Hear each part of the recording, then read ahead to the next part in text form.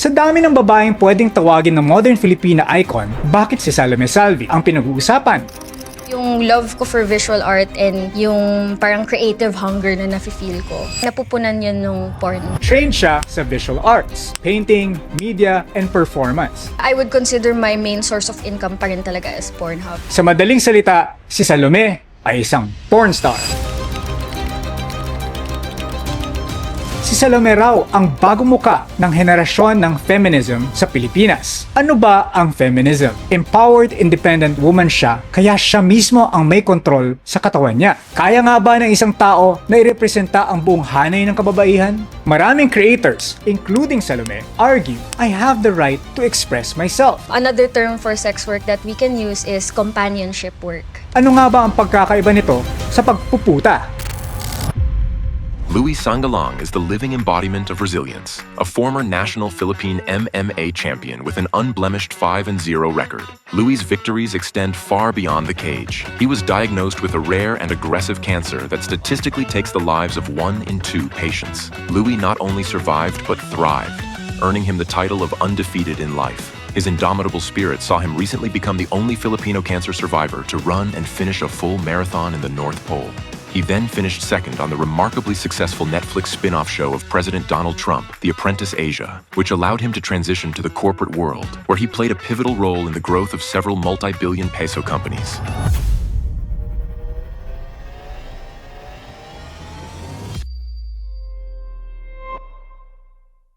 Bakit siya? Hello, hello, hello. Rock your body, mic check 1, 2. Tulog na ba ang mga bata? Sa dami ng babaeng pwedeng tawagin na modern Filipina icon, bakit siya ang pinag-uusapan?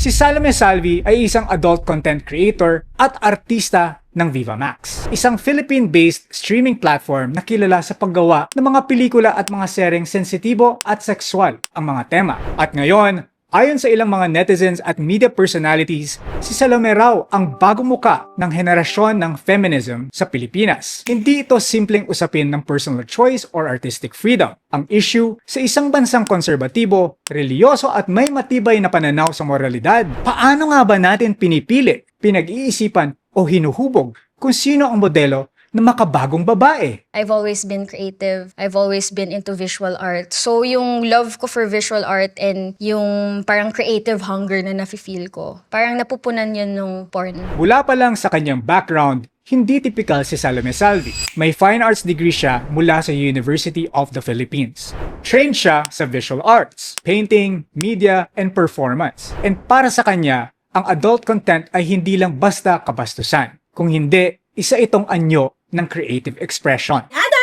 Sa madaling salita, si Salome ay isang porn star. May mga sumasang-ayon. Empowered, independent woman siya, kaya siya mismo ang may kontrol sa katawan niya. May body, may choice, ika nga nila. Pero hindi lahat kumbinsido. May iba ring nagsasabing ginagamit lang niya ang empowerment para i-justify ang pornografiya. Kaya nga ba ng isang tao na irepresenta ang buong hanay ng kababaihan? Ano ba ang feminism? Feminism is defined as the advocacy of women's rights on the basis of the equality of the sexes. Feminism is about choice, autonomy, and the equality of women and men. Pero sa ating lipunan, dito tayo nagkakaiba ng pananaw. Dahil kapag ang piniling landas ay sexual in nature, lalo na kung kumikita ka sa pagbebenta ng malalaswang content, nagkakaroon ng moral conflict. Excuse me po, pero ano nga ba ang pagkakaiba nito sa pagpuputa?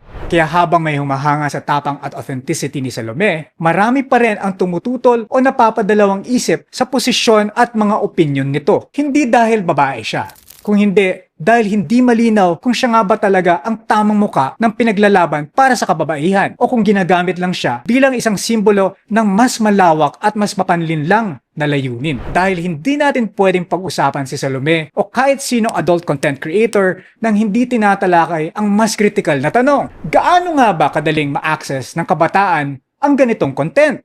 A 2020 survey of Cebu high school students found over half had seen pornographic images online, even within just a sample group of 330 students. During the 2020 ECQ, Popcom Region 3 issued a public advisory urging parents to monitor their children's internet usage to prevent exposure to online pornography. Thus the question, in a society that is seemingly conservative in public but permissive online, who should be responsible for protecting our youth. Hindi sapat ang simpleng parental responsibility lamang. Online platforms, regulators, and policymakers must act. Otherwise, we're handing our children a double-edged sword. Content meant for adults that is easily accessed by minors. Hindi rin pwedeng isantabi ang kabilang bahagi ng diskusyon.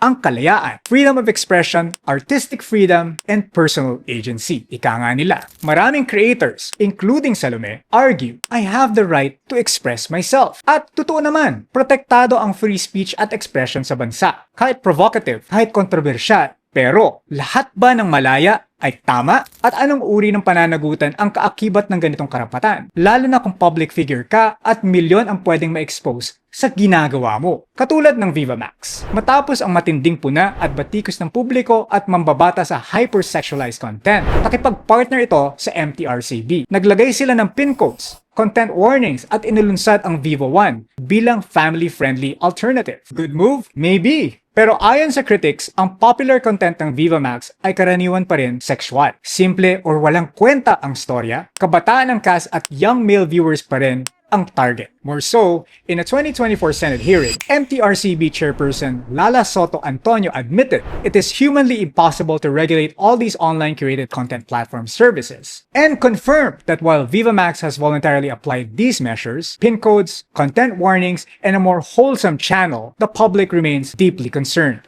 So habang may self-regulation efforts, masasabi ba talaga natin na seryoso ang mga hakbang? O isa lang itong paraan para makaiwas sa pagsisiyasat ng mga mambabatas? Ang mga adult content creators tulad ni Salome, sinasabi na consensual at rewarding ang kanilang mga trabaho bilang porn stars. At isa ito sa mga options na available para sa mga kababaihan na gustong maging independent, ipinagmamalaki ang kanilang sexuality at bawiin ang kontrol sa sarili nilang katawan. In principle, they seem to come from very good intention. Pero hindi lang intensyon ang dapat natin alalahanin kung hindi ang impluensya. Sa panahon ng virality, hindi mo laging kontrolado kung sino ang nanunood at paano nabibigyan ng kahulugan ang mensahe na nais mong ipahayag. That's where social responsibility steps in. Kapag public figure ka, ang dapat na tanong mo sa sarili mo ay hindi lang, pwede ko nga ba itong gawin? Kung hindi, ano ba ang natututunan ng iba sa mga sinasabi at ginagawa ko? Maraming gustong ipakita ang freedom of expression pero umiiwas sa accountability.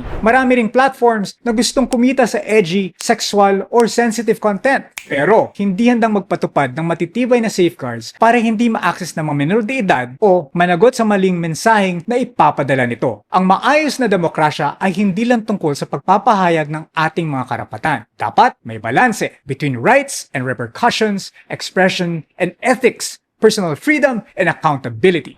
Sa huli, hindi lang ito tungkol kay Salome Salvi. Ano, okay na? Tapos na tayo? Hindi lang naman siya ang sentro ng ating kwento. Dahil kung sisilipin natin ng mas malalim, may tatlong aral tayong hindi pwedeng iwasan. Una, hindi sapat na gamitin ang feminism bilang label kapag convenient lamang. Hindi ito dapat gawing paraan para maging viral or kumita sa ngalan ng sex. Ang tunay na layunin nito ay panindigan ang dignidad at pagkakapantay-pantay ng kababaihan. Being purposeful matters more than being provocative. Pangalawa, may malaking problema sa accessibility. Kung ang mga kabataan natin ay nakakahanap ng paraan para makapasok sa sites tulad ng Viva Max, Pornhub, or OnlyFans, we have a systemic failure across regulation, education, and platform design. Hindi ito simpleng parenting issue, and it requires the collective effort of regulators, legislators, educators, content producers, and families. At pangatlo, freedom of expression is meaningless without responsibility. Hindi sapat ang dahilan na, wala naman akong sinasaktan. Ang tunay na influencer, artist, or leader sa anumang larangan ay kailangan suriin muna ang sarili. Paninindigan ko ba ang epekto ng mga sinasabi at ginagawa ko? Dahil ang pananakit ay hindi lang laging physical. Pwede rin itong maging mental, emotional, or psychological. Kaya nitong baguhin ang paniniwala, values, at ugali sa maling paraan. Maaaring mabago ng sensitibong content ang pananaw ng mga kabataan sa kung paano makipagrelasyon, magtrato ng iba, at magpahalaga sa sarili. Kaya importante ang responsibility. Dahil lahat ng ipinapalabas natin sa mundo ay pwedeng bumuo o sumira ng realidad ng isang tao. So yes, Salome Salvi has every right to tell her story. But we, As a society, also have the right to ask, anong klaseng mga palabas ang ipinagmamalaki natin?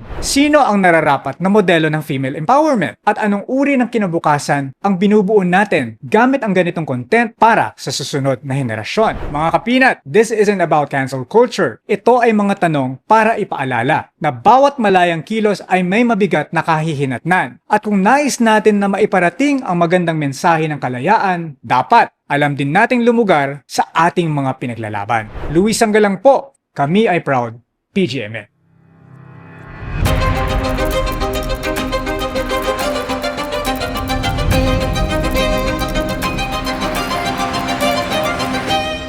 May krimen na nagaganap sa ating bansa at tayong lahat ay nagbubulag-bulagan.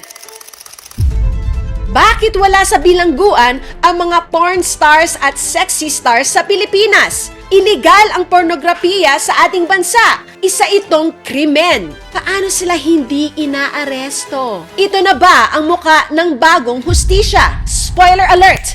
Para sa akin, hindi. Surprised?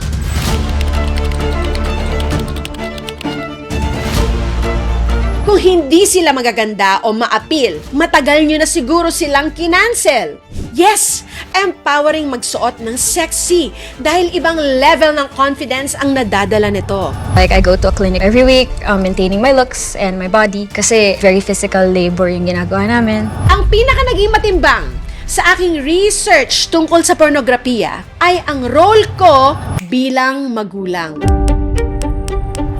Sa interview ni Salome Salvi, nabanggit niya na lumaki siya sa isang Narcissistic household, pinubuli nila yung mga anak nila. Sinasabihan na, pangit ka, wala kang mararating. I grew up hearing that every day. Kung naramdaman niya kaya ang pagmamahal at validation ng kanyang magulang, eto pa rin kaya ang naging landas niya?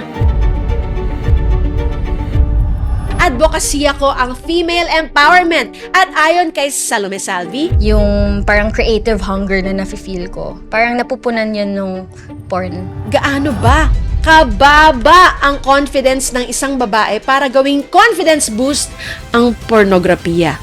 Bumalik tayo sa tanong, paano sila hindi inaaresto?